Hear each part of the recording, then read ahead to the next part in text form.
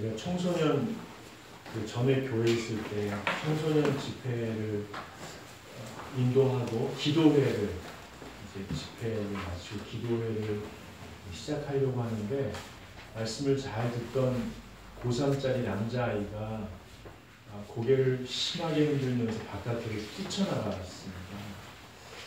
제가 기도회를 인도해야 되는데 저희 목사님께 기도회 인도를 대신 좀 부탁하고 따라 나갔죠. 나갔더니 그 수양관 로비에 있는 소파에 앉아서 흐느끼고 있었습니다. 그래서 제가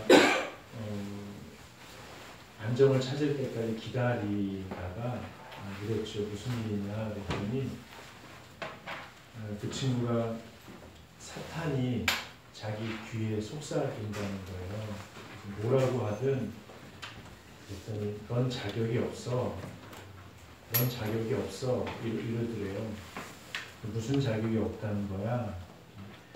은혜 받으면 뭐해? 또 죄 지을 텐데 이래서 자기가 사탄의 자식인 것 같아서 못 견뎌서 뛰쳐나갔다 이렇게 얘기를 하더라고요. 제가 너도 그러는구나. 나도 그래. 라고 얘기했더니 깜짝 놀라서 저를 보는 거예요. 제가 그랬죠. 설교하다 보면 넌 믿고 하는 거니? 이런 생각이 든다고 했어요. 그 아이가 깜짝 놀라서 목사님도 그러세요? 목사님 그럴 때 어떻게 하세요? 제가 사실대로 얘기했죠. 그래서 나한테 은혜가 필요하구나. 그래서 주님이 십자가를 지셨구나. 이렇게 깨닫게 된다. 그리고 나서는 지체 없이 은혜의 바다로 뛰어든다고. 은혜의 바다로 뛰어든다는 게 무슨 말이냐고. 내가 이 모양이어도 하나님이 나를 좋아하시고 나를 사랑하신다는 믿음. 그리고 나는 나를 못 믿어도 하나님은 나를 철떡같이 믿으신다는 그 믿음, 그 바다에 나는 확 뛰어들어버려요. 그 아이는 미소를 되찾고 다시 저랑 기도의 자리로 들어갔고요. 지금은 신학대학과 신대원을 마치고 목회자 생활을 잘 하고 있습니다. 저는 청소년 사역을 하면서 제일 주의하는 게 있습니다. 아이들이 과도한 결단을 하거나 무리한 열심을 내는 것을 자제시키는 거야. 그리고 은혜의 하나님의 사랑을 받아들이면서 하나님께서 나를 어떻게 인도하실지 그 인도하심을 잘 받아들이는, 그래서 결단하기보다는 변화를 받아들일 수 있는 아이들로 자랄 수 있도록 돕습니다. 그래서 선교사나 목회자가 되고 싶다고 하는 아이들 있으면 저는 조금 자제시킵니다. 그리고 특별히 어른들 중에도 돈을 많이 벌어서 하나님을 위해서 다 쓰고 싶다고 하는 사람들은 조금 자제시킵니다. 얼마 전에 제 딸이 약간 이렇게 상기된 표정으로 아빠, 저는 의료 선교사가 될 거예요. 이렇게 얘기하는 거예요. 그래서 제가 한 달 동안 기도했습니다. 기도하고 좀 보자고. 그리고 이렇게 말하려고 했어요. 얘야, 하나님을 위해서 너무 무리하지 마라. 하나님은 네가 가장 너답고 자연스럽게 자라나기를 바라신단다. 그게 하나님을 가장 기쁘시게 하는 거야. 그리고 정말 하나님께서 너를 통해 중요한 일을 하고 싶으실 때는 너와 깊이 교제하며 네 속에 자연스럽게 소원이 일어날 수 있도록 도와주실 거야. 라고 얘기하려고 만나자고 했어요. 다행히 생각이 바뀌어서 다른 거 하고 싶다고 얘기하는데 제가 얘기하지 않았습니다. 물론 그 열왕기 하 9장 10장을 보면 예후라는 사람이 등장합니다. 그는 아합 때문에 이세벨과 아합 때문에 영적으로 완전히 무너진 이스라엘을 하나님이 멸망시키시려고 마음 잡수셨을 때 마지막 기회로 엘리야 선지자의 부교육자를 통해서 세운 이스라엘 왕입니다. 예후에게 하나님께서 뭘 부탁하시냐면 너 마음을 단단히 결심해라. 그리고 예후의 후손을 다 죽여라. 예후의 아들 70명을 지금 가서 죽여라. 그리고 아합의 아들 70명을 가서 죽여라. 그리고 아합의 아들 중에 또 다른 왕을 했던 그 왕의 아들 42명도 죽여라. 그리고 마지막으로 바알 선지자들과 바알을 숭배하는 사람들을 우리나라로 말하면 잠실운동장 같은 데 다 모아서 바알 축제를 벌리게 한 다음에 군대를 동원해서 다 죽여라. 예후가 그렇게 했습니다. 그리고 바알 선지자들과 바알을 숭배하는 우상 숭배자들을 죽이러 갈 때에 예후가 한 말이 있습니다. 하나님을 위한 나의 열심을 잘 봐라 하고 갑니다. 그리고 하나님이 마지막에 더 이상은 안 되겠다 싶을 때 영적으로 결단하게 하실 때가 있습니다. 또 열심을 내서 하나님을 위해서 충성하게 하실 때가 있습니다. 근데 성경에 보면 그런 예는 아주 적습니다. 정말로 안 될 때 그렇게 하십니다. 근데 자라나는 아이들에게 더 자라나야 할 우리들에게 매 순간 그런 결단과 열심을 촉구하여 영적으로 긴장된 상태로 몰아가는 것은 목회자로서 바람직하지 않다고 여기는 것이 제 생각입니다. 우리는 결단보다는 하나님이 주도하시는 변화에 나를 맡기는 은혜를 누리는 그렇게 일상을 가꾸는 삶을 더 배워야 합니다. 그렇다고 일상을 가꾸며 살아가는 게 결코 쉽지는 않습니다. 강나경이라는 작가가 있습니다. 일상이라는 이름의 기적, 이 책을 보니까 이런 문구가 나오진 않지만 그 전체적인 내용이 이랬습니다. 은혜로운 일상, 그 일상이 정말 가치 있다고 받아들일 수 있으려면 반복되는 일상에서 쌓인 피로감, 그 피로감에서 오는 죽음 같은 고통을 지나쳐야만 된다. 이렇게 얘기해요. 이 여자분은 20대에 아주 오래전에 10여 년 전에 20대에 혼자 유럽 배낭여행을 간 사람입니다. 거기서 영어가 필요하다는 것을 스스로 알고 본인에게 주관적인 거죠. 캐나다로 어학연수를 혼자 갑니다. 그 다음에는 제2외국어가 필요하다고 여겨서 스페인에 가려고 했는데 돈이 없으니까 멕시코에 가서 그 위험한 데서 삽니다. 그리고 페루에 가서 살다가 남자를 만나서 결혼을 하고 지금 미국에서 두 아이를 낳고 살고 있습니다. 제가 장황하게 이 여성의 삶을 20대, 30대의 삶을 설명드린 이유는 이 사람이 상당히 주도적으로 선택하면서 산 사람이라는 겁니다. 그리고 이제는 사랑하는 남자와 가정을 이뤄서 두 아이를 키우며 잘 살고 있는데 이 사람이 그 가정을 이뤄서 살게 되면서 느낀 감정을 글로 표현한 대목이 있어서 읽어드리려고 합니다.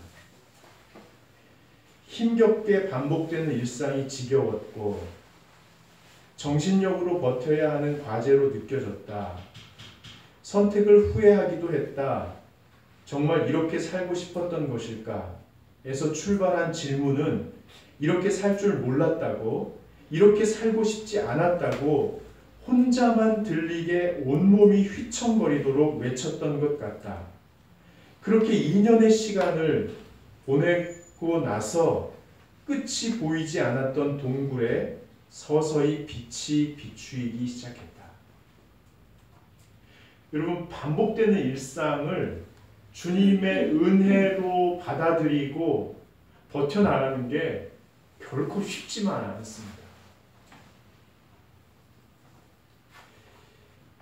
반복되는 일상 속에 쌓이는 그 피로감, 또 반복될 걸, 이 삶에서, 이 굴레에서 벗어나지 못할 걸에서 오는 그 극도의 피로감은 우리를 고독한 방으로 이끌어갑니다.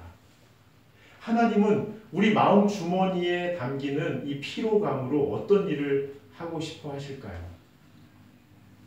오늘 요나는 2절에 이렇게 얘기합니다. 내가 받는 고난으로 말미암아, 스스로 불순종함으로 말미암아 받은 고난을 얘기하고 있습니다. 바다도 하나님의 말씀에 순종하고 물고기조차 하나님의 말씀에 순종하는데 선지자 요나가 불순종함으로 말미암아 받는 고난에 대해서 요나가 얘기하고 있습니다. 여러분 생각해 보세요. 하나님의 말씀을 듣고 불순종해서 고난을 겪고 회개를 하고 건지심을 받는 이 선지자의 일상이에요. 이 일상이 계속 반복됐던 거죠. 그러나 이 선지자의 일상은 우리의 일상과 비슷합니다. 사람들은 하나님을 모르니까요. 그냥 내 계획대로 일이 되네 안 되네만 카운트하죠. 내 형편을 누가 알아주나 못 알아주나만 카운트합니다. 사람들이 도와주나 안 도와주나만 아마 헤아리게 될 겁니다. 그러나 우리들은요. 하나님을 아는 우리들은 하나님의 말씀을 듣고 거기에 순종하느냐 불순종하느냐가 더 있습니다.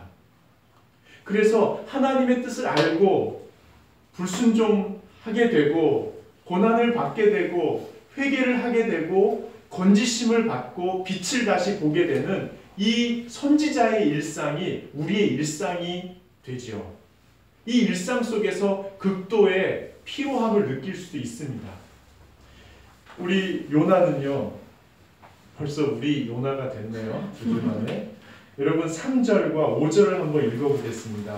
스스로 1장에 보면 스스로 나를 바다에 던져주세요. 나를 죽여주세요. 이렇게 얘기했지만 실제로 거기 바다에 빠진 요나는 죽음의 힘에 압도되게 됩니다. 3절을 한번 읽겠습니다. 주께서 나를 기쁨 속 바다 가운데에 던지셨으므로 큰 물이 나를 둘렀고 주의 파도와 큰 물결이 내 위에 넘쳤나이다. 기쁨 속 바다 가운데라는 것은 단순히 바다 깊은 곳이 아니고요. 바다 속에 있는 사망의 깊음에 홀로 빠져버렸다는 겁니다. 여러분 사실 때 살다 보면 이럴 때가 있죠. 차라리 죽는 게 나아 그랬는데 정말로 죽음 앞에 홀로 선 것처럼 고독할 때가 있으실 겁니다. 자, 5절을 한번 읽어보겠습니다. 물이 나를 영혼까지 둘러싸우며 기품이 나를 에워쌌고 바다풀이 내 머리를 감쌌나이다. 내 머리는 존재의 근원을 얘기하는데요. 바다풀이 내 머리를 감쌌다는 것은 내가 꼼짝달싹할 수 없게 됐다. 내가 마음대로 할 수 있는 게 아무것도 없는 것. 상황이 안 도와주지만 이 말은 내가 힘이 다 빠져버렸다는 걸 얘기합니다. 여러분 살다 보면 그럴 때가 있잖아요. 살다 보면 상황이 어려워도 넘어설 수 있을 것 같을 때가 있지만 상황이 좋아도 내가 더 이상 힘을 낼 수 없어서 완전히 무기력하게 피로감에 젖을 때가 있죠. 6절을 한번 보시면 더 강화됩니다. 같이 한번 읽어보겠습니다. 내가 산의 뿌리까지 내려갔사오며 땅이 그 빗장으로 나를 오랫도록 막았사오나 나의 하나님 여호와여 주께서 내 생명을 구덩이에서 건지셨나이다. 예, 산의 뿌리를 본 사람은 없습니다. 산은 뿌리를 감추고 있으니까요. 이 말은 죽음의 힘 저 바닥까지 떨어졌다는 것을 말합니다. 하나님은 이렇게 힘이 빠지고 죽음 앞에 두려워하는 요나, 그 요나의 마음속에 그 피로감을 가지고 뭘 하시는 걸까요? 7절을 보시면 그 답이 나오는데요. 7절도 마저 읽어보시겠습니다. 내 영혼이 내 속에서 피곤할 때에 내가 여호와를 생각하였더니 내 기도가 주께 눌러싸우며 주의 성전에 미쳤나이다. 그렇습니다. 내 영혼이 내 속에서 피곤할 때 여러분은 여러분 안에 영혼이 있는 걸 아시죠? 하나님을 모르는 사람은 자기 속에 영혼이 있다는 것을 감지하지 못하지만 우리들은 우리 속에 영혼이 있다는 것을 알고 있습니다. 우리 속에 있는 우리 영혼이 하나님께 반응하지 못하고 하나님의 뜻에 응답하지 못하고 무기력하게 피로감에 젖어 아무것도 할 수 없이 죽음이 코끝까지 달려와 닥치고 있는 것 앞에 무력하게 무너질 때 그때야 요나는 하나님을 생각했다고 합니다. 즉 나의 결단과 나의 열심과 나의 계획과 사람들이 나를 좋게 보는 것과 내가 중요한 인물이 되는 것과 그 모든 것을 다 포기하고 아무것도 할 수 없을 때에야 요나는 오직 하나님만 바라볼 수 있게 되었던 것이죠.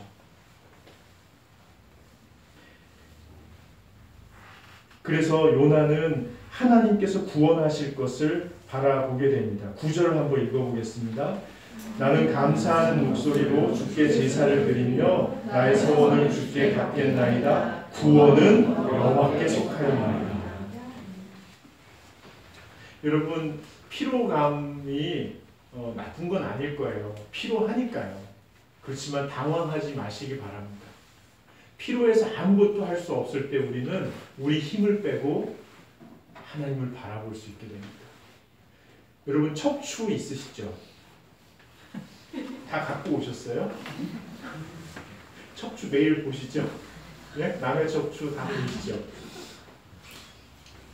척추가 있고 우리는 겉에 살과 근육과 또 지방이 있죠. 지방이 있습니다. 우리는 뼈가 자라나면서 이렇게 키가 자라고 그러잖아요. 근데 갑각류는 뼈가 없죠. 새우 드시면서 뼈 발라내신 적 있으십니까? 없으시죠? 이 갑각류잖아요. 새우나 게나. 자, 그러면 이 갑각류는 어떻게 성장할까요? 겉이 딱딱한데. 어떻게 자라날까요? 예? 뭐라고요? 탈피요. 탈피?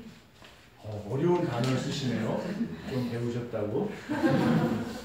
보통 허물을 벗는다 이렇게 얘기하는데 탈피하니까 역시 국어를 하신 분이라 껍질을 벗는 거죠. 그 다음에 크는 겁니다. 갑각류는 껍질을 벗어야만 클 수 있는 존재입니다. 껍질을 벗을 때 가장 말랑말랑. 그래서 상처받기 쉽습니다. 그리고 그 순간에 잡아먹힐 수도 있습니다. 우리는 몸은 그렇지 않지만 마음은 우리 영혼은 갑각류와 비슷합니다. 우리가 잘할 수 있어, 내가 할 수 있어, 내가 할게요, 하나님을 위해서 이렇게 할게요 할 때에는 우리 마음이 잘 자라나지 않습니다. 내 계획대로 되는 게 하나도 없고 내가 할 수 있는 게 하나도 없고 나는 피로감 속에 상처와 아픔과 고통을 경험하고 죽을 것 같이 느껴질 때 그때 우리 마음과 영혼은 하나님만 바라보며 자라나게 되죠. 여러분 태국에 선교 여행을 갔을 때 한 80여 명의 청소년들이 공연을 준비해서 갔거든요. 한 석 달을 준비해요. 그래서 얼마나 열심히 하는지. 근데 한 번 공연하면 1시간 하는데 옷을 갈아입고 한복에 태권도에 연미복에 계속 갈아입으면서 공연을 하니까 아이들이 쓰러지기도 해요.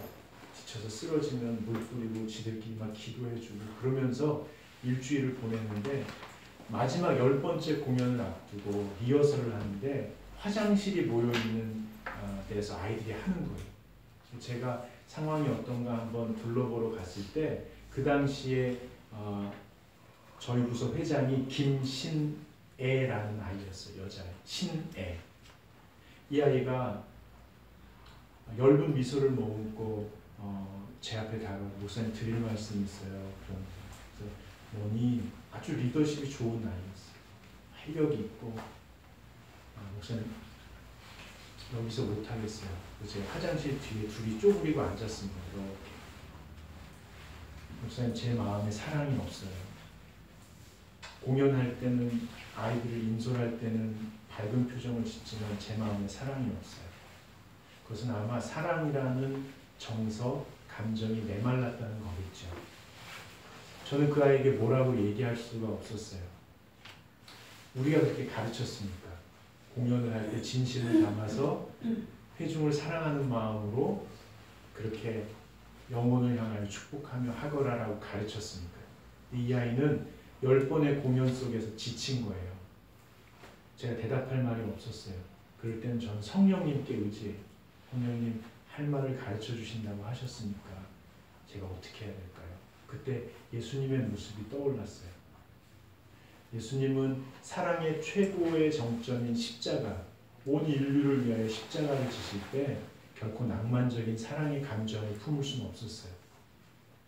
모든 사람에게 버림받고 아무도 도와주지 않고 죽음을 향하여 걸어갈 때, 밤새 겟세마네 동산에서 울 때, 기도할 때, 십자가에 달려 모든 것을 다 흘리며 죽어갈 때 아무도 그의 곁에는 없었죠. 아, 아름다운 밤이에요. 제가 죽어가는군요. 사랑을 위해서. 이렇게 얘기하지 못하셨습니다. 우리가 아무것도 할 수 없을 때, 우리 마음속에도 온통 피로감으로 더 이상 아무것도 할 수 없을 때, 그래서 우리는 오직 하나님을 바라보게 되고 그 하나님이 사랑의 일을 이루신다고 대답했던 기억이 납니다. 여러분, 일주일 사시면서 또 반복되는 일상 속에서 피로감이 몰려올 때 조금 마음의 힘을 빼시고 오직 이를 통하여 이루실 하나님을 바라볼 수 있는 저와 여러분 됐으면 좋겠어요. 이 시간은 지난주에 말씀드린 대로 감사 카드를 나누는 시간이에요. 한 해를 돌아보시면서 하나님께 감사했던 사건이 있으면 써보시고 감사하다고 고백하시고요. 또 아픔이 있었다면 그 아픔으로 인해서 하나님을 바라보면서 감사했던 것이 있으면 쓰시고, 마지막으로는 공동체, 가정과 교회, 일터 공동체에서 감사할 제목이 있으면 쓰시면 좋겠어요. 카드를 작성하기 전에 거기 한번 읽어볼까요? 받으시면 표지를 한번 같이 읽어보겠습니다.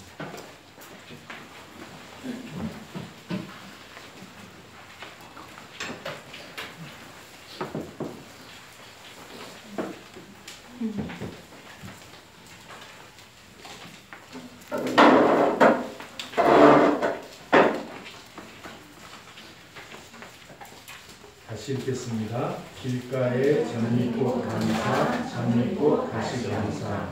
돌아보면 오고이 피어난 꽃처럼 눈부시게 아름다운 추억이고, 깊숙이 박힌 가시처럼 시계도록 아파하는 기억이 있고, 묵묵히 버틴 텃밭처럼 함께하며 하나 되는 공동체가 있으니 다 감사할 것뿐입니다. 제가 쓰다가 마무리를 못했습니다. 마무리 못할 때는 점점점 하는데, 펴시면 아름다운 응답 감사, 아픔으로 인한 감사, 그리고 넘기시면 공동체에 대한 감사, 이렇게 있으니까요. 여러분 한 10분 정도 시간을 드릴 테니까 한번 써보시고, 다 쓰신 분은 비닐봉투에 다시 넣어서 여기 앞에 있는 항아리에 넣어주시면 저희가 아무도 보지 않고 그대로 다음 주에 추수감사 주일날 봉헌한 다음에 여러분들에게 다시 나눠 드릴 거예요. 그래서 여기다 이름을 쓰셔서 자기 걸 찾아가실 수 있도록 표지에 이름을 써주시면 좋겠습니다. 목회자들도 보지 않는 걸로 하나님만 보시도록 그렇게 하겠습니다.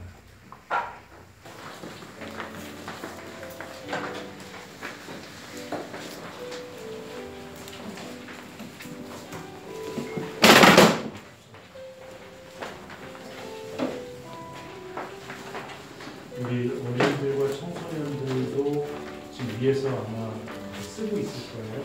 그래서 여기 놔두면 아이들이 갖고 내려와서 앞에 드릴 수 있도록 안내를 해주시면 좋겠습니다. 이제 마무리 하실 분들은 마무리 하셔서 함에 넣으시면 좋겠고요. 다 함께 일어나셔서 주 은혜의 힘을 노래하시겠습니다.